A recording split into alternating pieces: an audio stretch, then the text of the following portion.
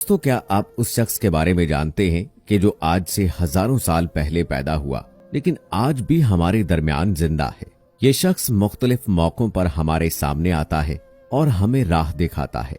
हमारी आज की ये वीडियो दुनिया के सबसे पुरअसरार शख्स के मुताल्लिक है, जिनके बारे में हर दौर के लोग उनकी तलाश में रहे, जिनका नाम हजरत खिज़र अलैहिस्सलाम है। हजरत खिज़र अलैहिस्सलाम को हमेशा जिंदा रहने की कुव्वत कैसे मिली, इसके मुताल्लिक मुख्तलिफ वाक़यात मिलते हैं। इब्ने असाकर ने तारीख़ दमिश्क में लिखा है कि जब हजरत आदम अलैहिस्सलाम की वफात का वक्त आया तो आप अलैहिस्सलाम ने अपने तमाम लड़कों को जमा करके फरमाया, ऐ मेरे बेटो, बेशक अल्लाह ताला जमीन वालों पर एक बड़ा अजाब नाजिल फरमाने वाला है।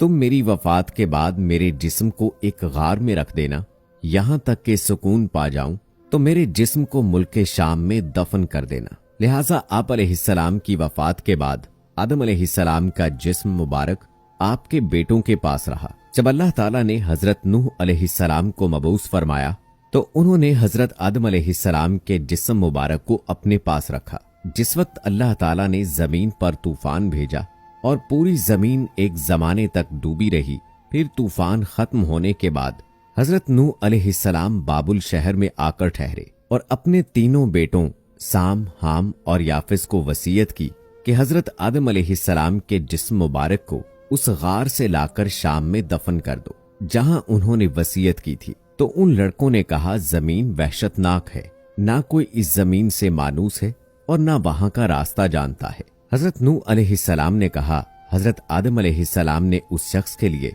जो उनके जिस्म मुबारक को दफन करेगा उसके क़यामत तक जिंदा रहने के लिए दुआ की है। फिर आपका जिस्म मुबारक इसी तरह रहा, यहाँ तक कि हजरत आदम